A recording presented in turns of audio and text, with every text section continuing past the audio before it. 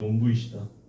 내게 붙어 있으면서도 열매를 맺지 못하는 가지는 아버지께서 다 잘라버리시고 열매를 맺는 가지는 더 많은 열매를 맺게 하시려고 손질하신다.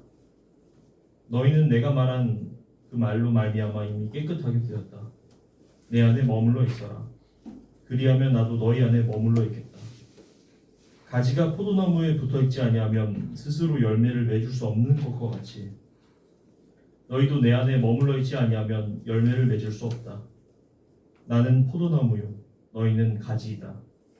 사람이 내 안에 머물러 있고 내가 그 안에 머물러 있으면 그는 많은 열매를 맺는다. 너희는 나를 떠나서는 아무것도 할 수 없다. 사람이 내 안에 머물러 있지 아니하면 그는 쓸모없는 가지처럼 버림을 받아서 말라버린다. 사람들이 그것을 모아다가 불에 던져서 태워버린다.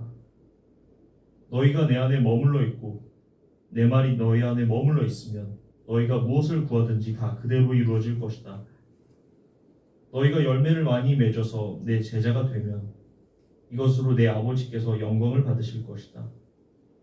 아버지께서 나를 사랑하신 것과 같이 나도 너희를 사랑하였다. 너희는 내 사랑 안에 머물러 있어라. 아멘. 이 말씀 따라 사는 것 지치지 않게 하시고 이 말씀 따라 사는 것 주님만 이루소서.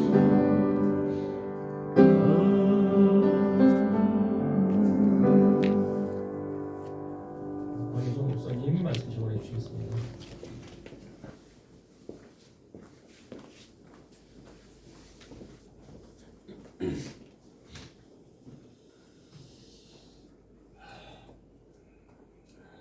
하나님 아버지의 자비와 은혜가 넘치시는 한 주 되시기를 빕니다. 고은혜 전사님 기도 감사드립니다. 우리가 흙으로 지어졌음을 더 절실하게 인식하고 절감할 때 하나님의 은혜가 더욱더 풍성하게 우리에게 다가옴을 갈수록 깨닫습니다. 제가 오늘 창조절 넷째 주를 맞이해서 제목을 창조의 시작이라고 이렇게 붙여봤습니다. 오늘 기도해 주신 것처럼 하나님께서 우리를 흙으로 태초에 빚으시고 당신의 형상에 따라 흙으로 빚으시고 당신들의 이미지를 따라서 빚으시면서 우리에게 생기를 불어넣으셔서 우리가 생명이 된지라라고 이렇게 태초의 시원적인 창조를 창세기 말씀하시죠. 예. 그리고는 하나님께서는 지속적으로 계속 우리를 지지해 주시고 창조해 주시고 또 끝까지 당신의 우리를 위한 기필코 구원을 이루게 하시겠다는 그 뜻을 놓지 않으시고 일하시는 분이신 것이죠. 그래서 끝까지 창조적으로 책임을 지시는 분이신 것이죠. 그러면 우리 크리스찬들은 성도들의 창조는 언제부터라고 볼까요? 저는 우리 크리스찬들의 창조의 시작은 예수 그리스도를 만나는 그 순간부터 일어난다고 이렇게 봅니다. 예수 그리스도가 우리의 삶에 찾아와서 만나주시는 그 순간 우리 옛사람의 내면이 붕괴되고 지각이 변동되면서 그러면서 옛사람이 벗겨져 내리는 것이죠. 그러면서 새로운 존재로서의 창조적 전이가 일어난다고 저는 그렇게 보고 있습니다. 그 시간부터 그 사람은 내적 외적으로 창조성을 띠게 되는 것이죠. 물론 그 창조성은 하나님의 창조성을 우리가 바람을 타고 하나님의 창조성에 전적으로 의지해서 그렇게 우리가 우리 창조를 이루어서 자아 실현까지 간다 이렇게 저는 보고 있습니다. 그분으로부터 주어지는 창조성인데요. 그러면 그 전 예수 그리스도를 만나기 전, 흔히 이제 인생의 전반적이라고 하는 그 삶, 여지까지의 삶은 그러면 무엇이냐 이렇게 물어보실 수 있죠. 예. 그 전까지의 시간은 주신 생명을 그저 기독교에서는 이렇게 보는 것이에요. 그저 허랑방탕하게 낭비하는 시간이다 이렇게 봅니다. 돌아온 탕자의 그 둘째 아들처럼 자기 생명을 헛되이 헤프게 허비해버린 낭비적인 시간들이라고 이렇게 볼 수 있습니다.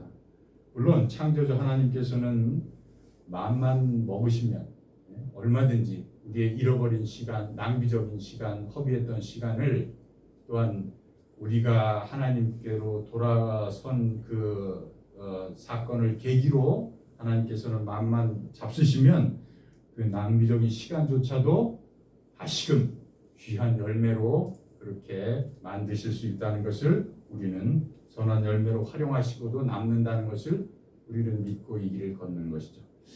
따라서 크리스찬이 된다는 것의 가장 필수적이고 중차대한 일은 예수님, 그리스도로서의 예수, 그 말씀을 온전히 전 실전으로 화요시킨 그 예수를 만나는 것에 있습니다. 그 예수님이 은혜로 우리에게 찾아와서 만나주시는 그 사건이 가장 기독교에서는 중차대한 전제라고 그럴까요? 그런 일입니다. 그 사건이 굉장히 중요하죠. 그래서 위대한 신학자 폴 틸리도 영어로 인카운터라는 단어를 종종 쓰는데요. 그 예수님이 우리를 찾아오셔서 인카운터, 만나주셨다는 그 사건이 굉장히 중요하다는 거예요. 그 사건이. 네. 그래서 그 예수 그리스도를 만나는 그 사건이고, 그러면서 그 이후로 예수 그리스도를 끊임없이 쫓으려고 그러고 닮으려고 그러고 붙어 있으려고 그러고 그리스도의 말씀을 내 몸에 화육시키려고 하는 그 일련의 신행들이 그게 서서히 우리에게 필요하고 그렇게 진리가 우리를 그렇게 이끈다는 것이죠. 예를 들면 어거스틴 고백록을 쓴 어거스틴 같은 경우도 그렇게 해서 예수님을 그리스도를 만나잖아요. 그가 영적인 갈등과 범민으로 심히 괴로워하던 중에 그 고백록에는 이렇게 나와 있어요. 나는 무화과 나무 아래 털썩 주저앉아서 눈물을 하염없이 흘리고 있었다. 그때 이웃집에 어린아이들의 노래하는 음성이 들렸는데 소녀의 음성인지 소년들의 음성인지는 잘 분간하지 못하겠으나 그들이 노래하는 음성이 뭐라고 하냐면 집어들고 읽어라, 집어들어서 읽어라라는 그런 노래를 부르면서 놀고 있더라는 거예요. 그래서 그때 성경책을 펼쳐서 읽은 곳이 로마서 13장 13절에서 14절이잖아요. 그 구절을 읽고 회심을 하게 됐다는 얘기를 고백하는 것이죠. 그 13장 로마서 13장 13, 14절에는 이렇게 나와 있습니다.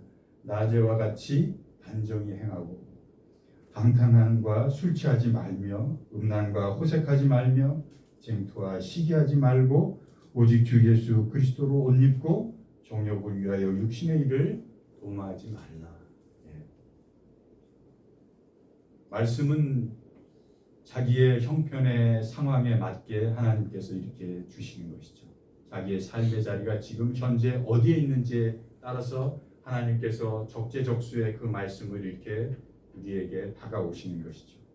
이렇게 찾아오시는 예수 그리스도를 만나든지 아니면 또 우리가 너무도 잘 아는 성경의 사도 바울이 다메섹 도상에서 부활하신 예수님의 음성을 듣는 거 있지 않습니까? 부활하신 예수님께서 사도 바울이 다메섹 도상에서 그 예수를 쫓던 사람들을 잡으려고 체포영장을 들고 가는 와중에 부활하신 예수님께서 하늘에서 태양보다도 더 밝은 빛이 쪼이시면서 쪼여서 말등장에서 떨어지잖아요. 그러면서 부활하신 예수님의 음성이 들리기를 사울아 사울아 내가 왜 이렇게 나를 핍박하냐. 그 음성이 듣는 것이죠. 그 음성은 왜 내 자신을 그렇게 아직도 핍박하고 있어? 왜 자신을 그렇게 계속 괴롭히고 있어? 왜 아직도 거기서 벗어나지 못하고 있는 거야? 라는 음성이에요. 그 그 음성. 그 음성은 더 나가면 왜 너의 가장 가까운 가족, 그 가족을 핍박하고 있는 거야? 아직도. 왜 아직도 그러고 있어? 왜 만나는 사람들마다 왜 자꾸 바리케이트를 치고 벽을 쌓고 적대감으로 대응하려고 하고 있어? 왜 팔을 풍성하게 다 열어놓지 못하고 있어? 왜 이렇게 주눅 들고 있어? 그 음성입니다. 그 음성. 우리에게 진정으로 절실히 필요한 것은 이렇듯 말씀으로, 이 말씀 사건으로 만남의 예수 그리스도를 만나는 은혜의 사건이 필요한 것입니다. 그래서 마가복음 1장 1절에는 하나님의 아들 예수 그리스도의 복음의 시작이라고 이렇게 시작을 하고 있죠. 이것은 우리에게 예수 그리스도가 이때부터 창조의 시작점이라고 말하는 것과 똑같은 것입니다. 성경의 지향점은 뭐예요, 여러분? 성경은 하나를 지향하고 있어요. 하나님, 한 분이신 하나님. 성경 전체 66권 전체는 언제나 하나님을 지향하고 있어요. 만물을 창조하시고 만물 속에서 창조를 지속하시고 만물의 구원을 향해 졸지도 주무시지도 않으시고 열심히 특심이 되신 그 하나님, 그 한 분 하나님을 성경은 늘 지향하고 있는 것입니다. 에베소서 4장 5절 6절에는 이렇게 나와 있죠. 주도 하나요, 믿음도 하나요, 세례도 하나요, 하나님도 한 분이시다. 곧 만유의 아버지시라. 하나님은 만물 위에 계시고 만물을 통하여 계시고 만물 속에 계십니다. Above all, in all, through all. 그게 하나님이신 거예요. 그 하나님을 지향하고 있다는 거예요. 이 고백이 성도에게 실제적으로 24시간 360방을 통해서 우리가 숨쉬는 매 순간순간마다 이 말씀이 온전히 우리에게 옷 입혀져서 이게 실행이 돼야 됩니다. 그것이 우리가 지향하는 하나님입니다. 생활신앙으로 우리가 말씀을 묻어내는 그 실루엣이고 그리스도의 향기가 거기서 폴폴 흘러져 나와야 되는 거예요. 넘쳐 흘러나오는 것이죠. 성경은 끊임없이 세상에 쏠려 있는 우리 타락한 인간을 하나님 아버지를 향해서 돌아서라. 그리고 계속 본향을 향해서 발걸음을 옮기라고 그렇게 우리에게 권면하고 때로는 재촉해주고 계십니다. 특히 공간복음에도 그렇고 특히 요한복음에는 이 계속 그 지향점이 하나님과의 화해요, 연합이요, 일치라는 것을 특히 요한복음에서는 계속 지속적으로 얘기해주고 있어요. 오늘 본문이 있는 이 15장의 바로 앞장인 14장을 한 문장으로 요약을 하자면 나는 하나님 안에 있다. 다시 말하면 아버지와 나는 하나다. 이 말이에요. 14장 6절에 예수님이 그렇게 얘기하시잖아요. 내가 곧 길이요 진리요 생명이다. 나로 말미암지 않고는 아버지께로 갈 자가 없다. 아버지께로 올 자가 없느니라. 갈 자가 아니에요.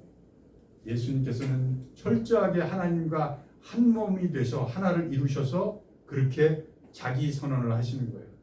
내가 길이요 진리요 생명인데 나로 말미암지 않고는 아버지께로 올 자가 없느니라. 또 10절에는 나는 아버지 안에 있고 아버지가 내 안에 계시다는 것을 너희들이 믿어라. 이렇게 말씀하시고 20절에는 그날에는 내가 아버지 안에 너희가 내 안에 내가 너희 안에 있는 것을 너희가 알게 될 것이다. 이렇게 말씀하시면서 예수님께서 당신이 이제 떠나가실 날이 가까운 것을 아시면서 그러니 염려하거나 걱정하거나 노심초사하지 말고 늘 아버지와 함께하는 그런 사람이 되라. 그러면서 그 방법으로 내가 떠나가니 내가 보혜사 성령님을 보내주겠다라고 안심시키시면서 그렇게 약속을 하신 거예요. 그리고는 오늘 본문 15장이 이어지는 것입니다. 오늘 본문 15장의 첫 구절이 나는 참 포도나무요 아버지는 농부시다 이렇게 나와 있잖아요. 예수님은 제자들과의 그 이별을 앞두고서 자신과 제자들과의 관계를 포도나무 비유를 들어서 이렇게 말씀해주고 계시는 것이에요. 포도나무 원줄기와 가지와의 이 유기적인 관계를 통해서 예수님과 제자들과의 관계, 예수님과 곧 우리와의 관계를 말씀해주고 있는 것이죠.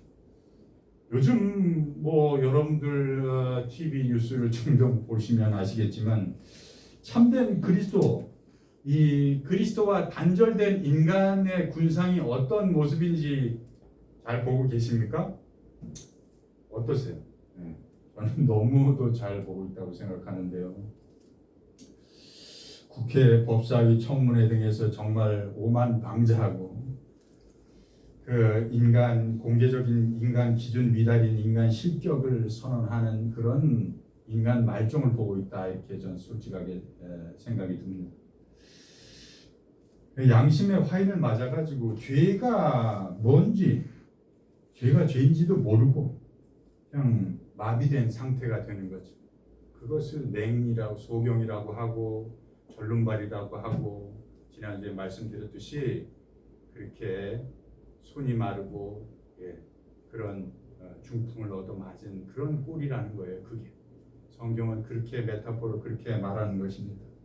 자아가 팽창될 대로 팽창된 소위 검사 나부랭이가 인간들을 그런 인간인 거죠. 하나님을 등진 전락한 한 인간 군상을, 그래서 그 인간 군상이 하나님을 등지면 얼마나 교만 방자하게 마귀 새끼가로 변할 수 있는지를 저는 적나라하게 보고 있다 그렇게 생각합니다. 그 정반대로 예수 그리스도를 진정으로 자기의 주인으로 모시고 사는 진정한 참된 인간의 거듭난 그리스도인도 더 자주 봤으면 하고 바라게 더 되더라고요. 그 모양이 저 모양이 하나님을 등지고 죄된 것에 종살이하는, 그래서 옛사람을 벗어버리지 못하고 자아가 비대해질도록 비대해진 그런 인간 군상인 것이에요. 그런 화상을 우리가 보고 있는 것이죠. 예수 그리스도가 아니면 우리 인간의 실상은 100이면 100 다 그리로 간다는 생각을 하고 계세요, 여러분은? 저는 철저하게 그 생각을 하고 사는 셈입니다. 철저하게. 우리 안에는 그런 군상의 요소가 없을 것 같아요? 나는 저기 가면 안 그럴 것 같은데. 아니요. 안 그렇습니다, 여러분.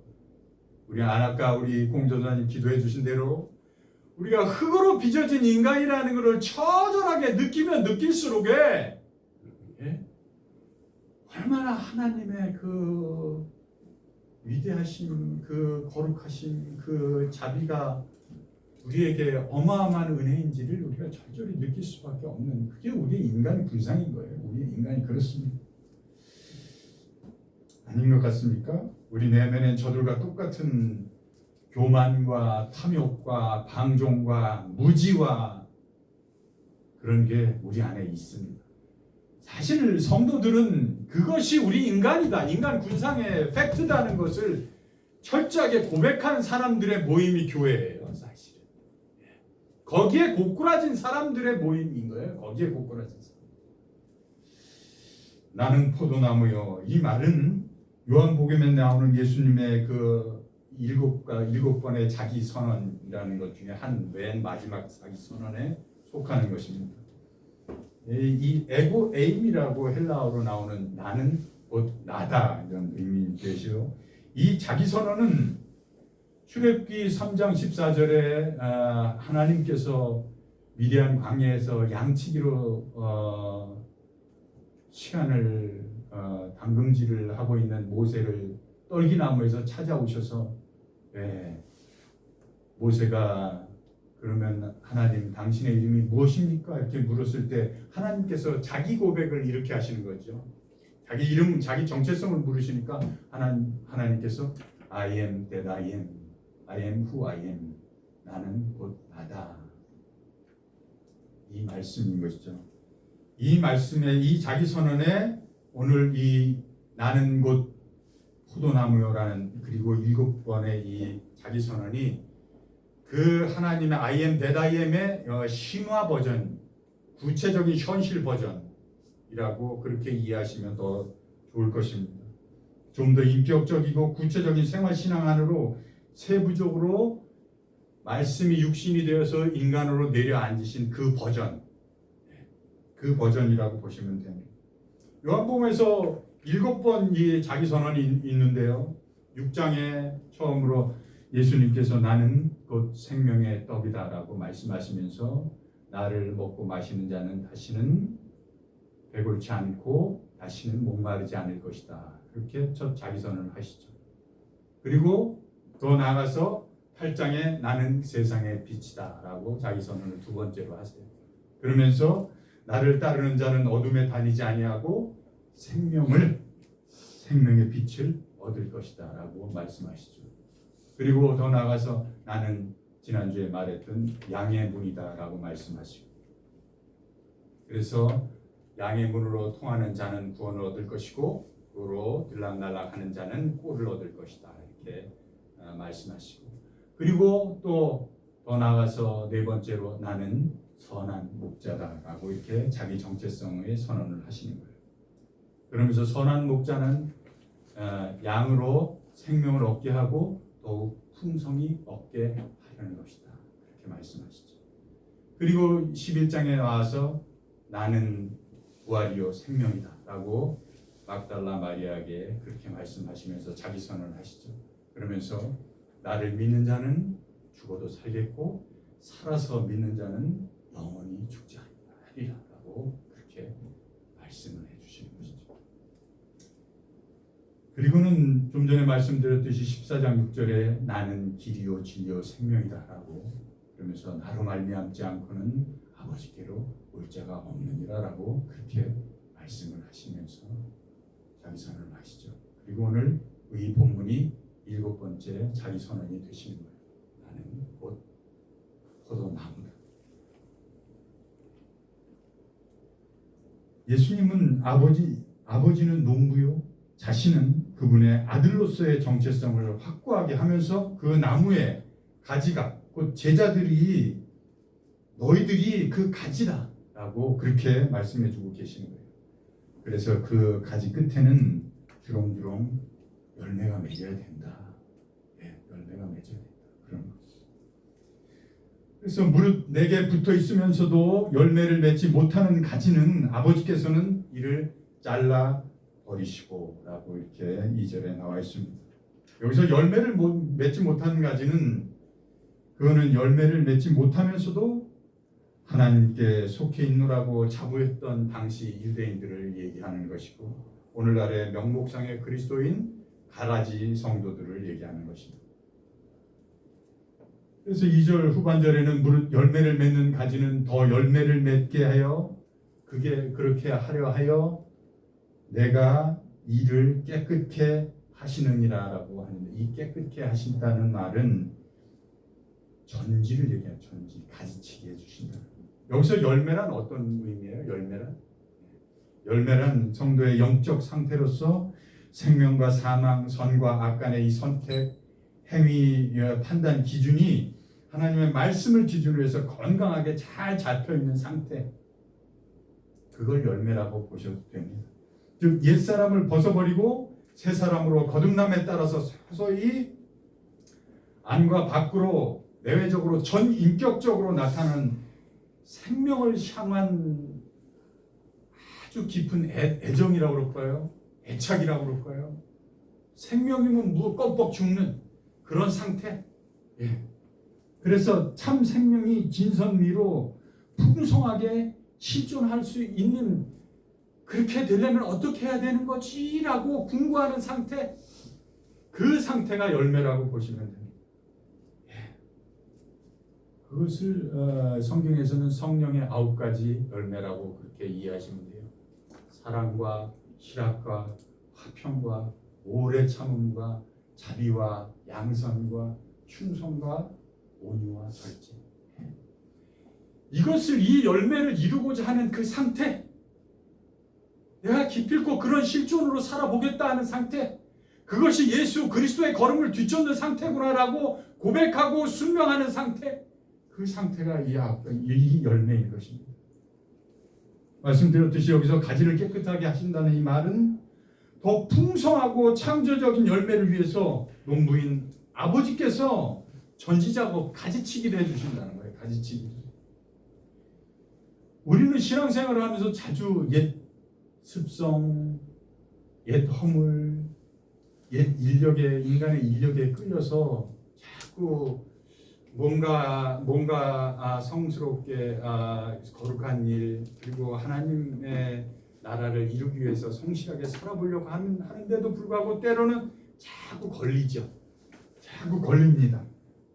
그래서 그 옛 습성과 허물에 이끌려서 엄한 곳으로 우리의 삶의 그 생명의 에너지가 자꾸 빠져나가고 있어요. 예. 그것을 하나님께서 자꾸 가지치기 전지작업을 해주신다는 거예요. 요때가 참 요때가 신앙생활에서 어려울 때예요. 요때가. 예. 그래서 사도 바울도 내 안에 두 법이 있다고 그러잖아요. 두 법이 있다고. 예.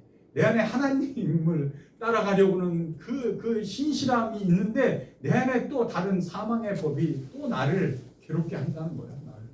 그러면서 오라 나는 정말 공고한 인간이다. 공고한 자로. 누가 이 사망의 몸에서 나를 건져낼까 하면서 탄식하는 이유가 그 이유인 거예요. 그 이유인 것입니다. 가지치기를 깨끗하게 하신다는 이 말, 예. 열매를 맺는 가지는 더 열매를 맺게 하기 위해서 이를 깨끗하게 하시는이라는 이 말은 마태복음 25장 29절에 그 달란트 비유가 나오거든요. 그 달란트 비유의 맨 마지막 절에 이렇게 말씀하시죠. 무릇 있는 자는 받아서 풍족하게 되고 없는 자는 그 있는 것까지 빼앗기리라 말씀하십니다. 이 맥락입니다. 이 맥락. 열매를 맺고자 하는 가지를 더 풍성하게 맺게 기필코 하나님께서 도우시고 그저 탱자하고 세월이나 허비하고 남 눈치나 보면서 비실비실 왔다 갔다 하는 자는 하나님께서 더 빼앗는 거예요. 있는 것조차 더 빼앗으신다는 거예요. 엄중한 것이죠. 3절에 너희는 내가 너희에게 일러준 말로 이미 깨끗하게 되었으니 내 안에 나도 너희 안에 거하리라. 이렇게 말씀하고 계세요. 크리스찬들이 이 대목에서도 어려움을 겪습니다. 크게 이제 좀 전에 말했던 그 어려움의 대목과 이 대목 두 대목에서 크리스찬들이 종종 어려움을 겪는데요. 이미 아버지께서 말씀하신 대로 깨끗하게 되었다. 이미 깨끗하게 되었다. 이렇게 인정하신다는데 이것을 확신을 못하는 것이죠. 우리 크리스찬들이. 대부분 한편으로는 내가 과거에 지은 죄가 있는데 너무 뻔뻔한 거 아니야? 이렇게 생각하는 뭐라 할까요? 자기 검열의 목소리가 또 한편으로 올라오죠. 그럼에도 불구하고 여러분 기억하십시오. 예수님께서 첫 스텝을 떼시기 전에 요단강에서 세례를 받으실 때 비둘기같이 성령이 내려오시면서 하늘에서 음성이 임하기를 너는 내 사랑하는 아들이다. 내가 너로 인하여서 지금 있는 모습 그대로 이 모습 이대로 기뻐함을 이기지 못한다. 이것이 이미 말씀하셨다는 거예요. 이미 말씀하셨다. 이미 너는 내 아들이고 내 자녀라는 거예요. 이 의미인 거예요. 이것을 확실하게 굳게 잘 믿고 받아들이지 못하는 것이 우리가 믿음에 걸린 부분 중에 하나입니다. 이것은 완전히 우리가 바로 성화가 됐다 그런 의미가 아니에요. 그런 의미가 아니고 아버지께서 끊임없이 당신의 목적적인 창조를 기필코 구원의 그 뜻을 이루시기 위해서 저는 이것을 하나님께서의 다독여 주심이라고 생각해요. 그러면서 늘 그 다독여 주심을 받아요. 괜찮아. 여기까지 잘 왔어. 잘 걸어왔다. 훌륭해. 뭐 완벽할 수는 없는 거야. 그러나 내 열심을 내가 안다. 잘 왔다. 고생했다. 그럼 다독여 주심인 거예요. 그래서 내가 너에게 일러준 말로 이미 깨끗하게 되었으니 내 안에 거하라. 그럼 나도 너희 안에 거하고 있다. 이렇게 거하리라고 말씀하시는 것입니다. 잘 돌아섰다. 이제 한 걸음 한 걸음씩 나에게로 걸어 가까이 오는 길만 남았어. 라고 이제 그 이신 칭의로 인정해 주시는 것이죠. 그런 것입니다.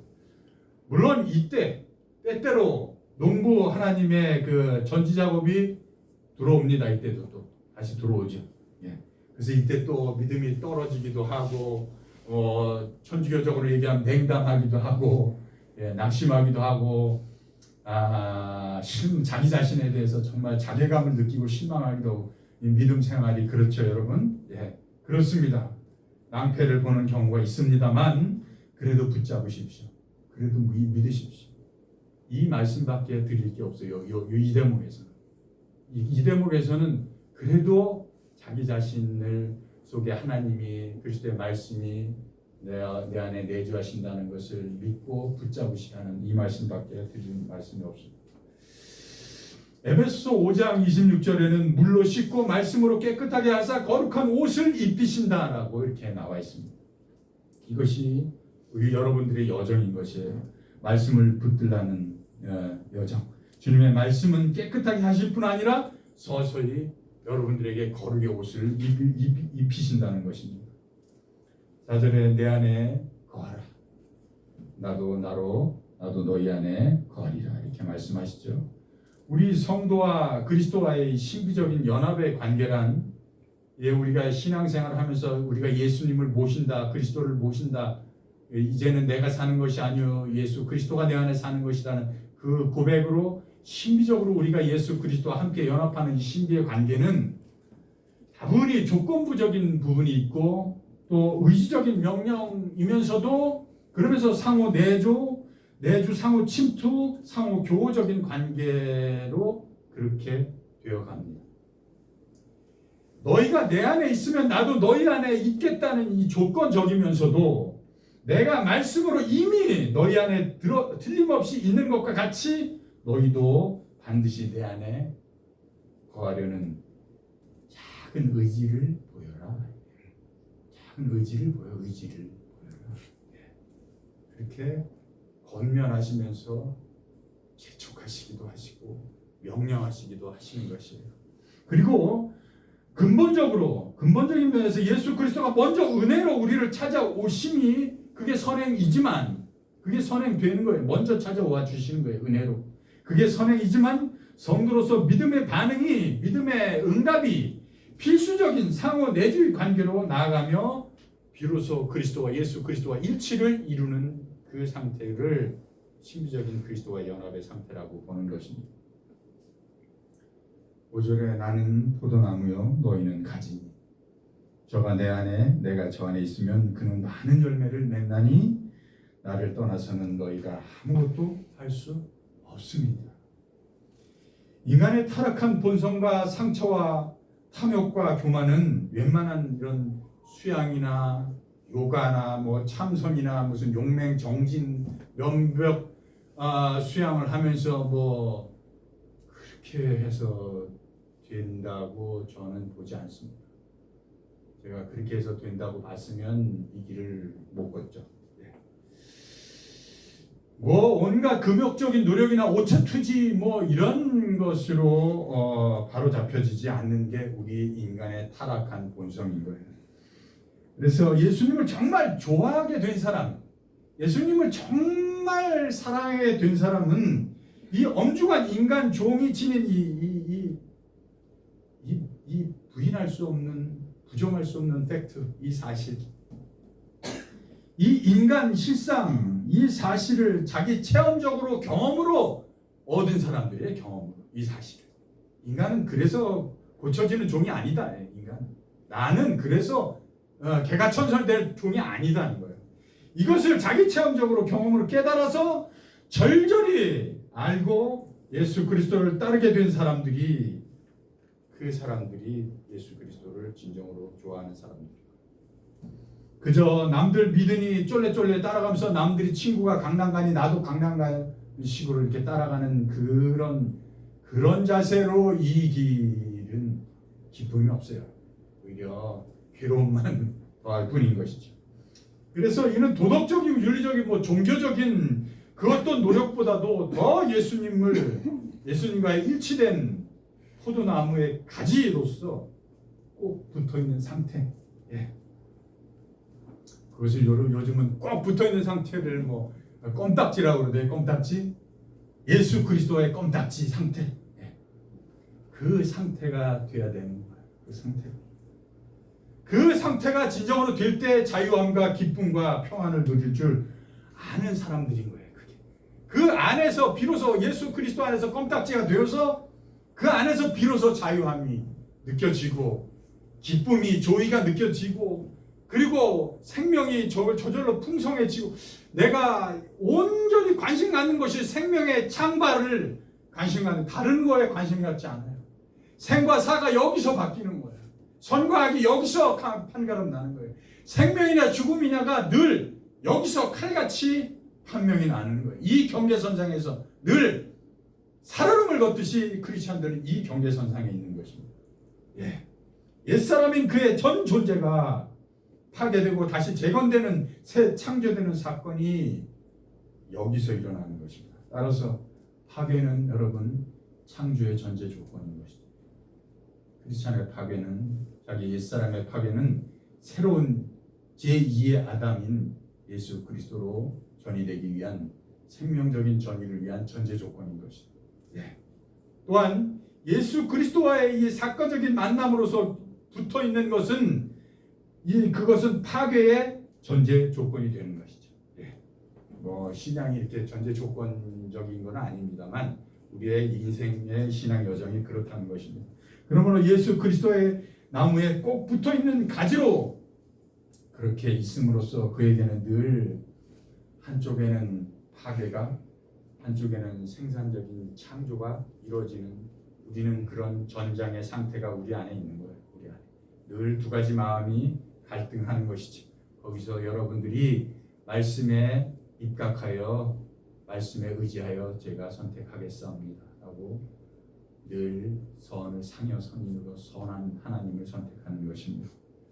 그러니 어떤 모양으로 우리에게 와서 언제 만나 주실지 우린 잘 몰라요. 예, 저도 잘 모릅니다. 예.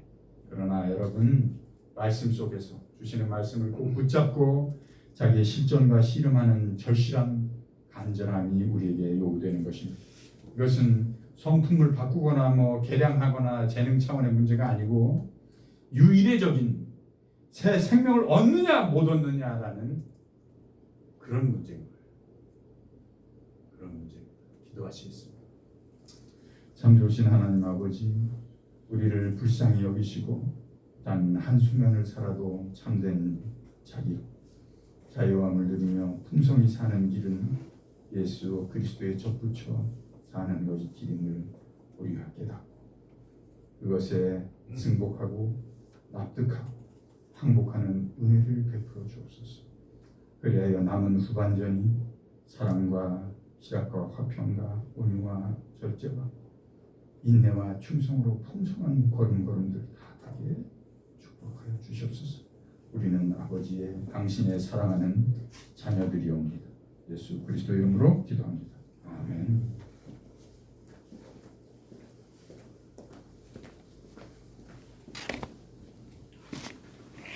찬송가